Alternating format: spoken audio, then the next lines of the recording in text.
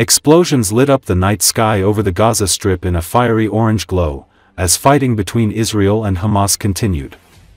According to Associated Press, several blasts were seen across the skyline early Saturday, with plumes of smoke rising. The cause of the explosions was not immediately clear and there were no immediate reports of casualties. U.S. President Donald Trump has said he is closing in on another ceasefire agreement that would see more hostages released and potentially wind down the war.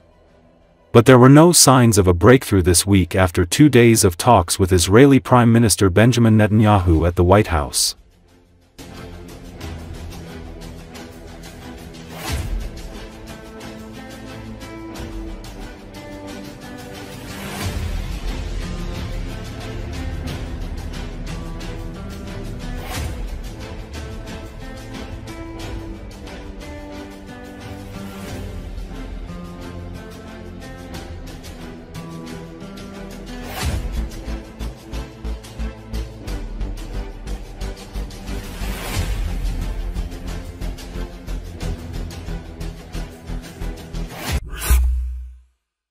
Fighters with a Kurdish separatist militant group that has waged a decades-long insurgency in Turkey began laying down their weapons in a symbolic ceremony Friday in northern Iraq, the first concrete step toward a promised disarmament as part of a peace process.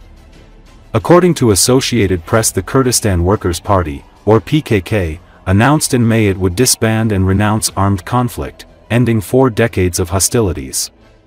The move came after PKK leader Abdullah Öcalan, who has been imprisoned on an island near Istanbul since 1999, urged his group in February to convene a congress and formally disband and disarm. The ceremony took place in the mountains outside the city of Sulaymaniyah in northern Iraq's semi-autonomous Kurdish region. Helicopters were seen flying over the area as proceedings were getting underway. The state-run Iraqi news agency reported that the process will take place in stages, with a group of party members initially laying down their weapons symbolically. The disarmament process is expected to be completed by September, the agency reported. The PKK has long maintained bases in the mountains of northern Iraq. Turkish forces have launched offensives and airstrikes against the PKK in Iraq and have set up bases in the area. Scores of villages have emptied as a result. The Iraqi government in Baghdad last year announced an official ban on the separatist group, which has long been prohibited in Turkey.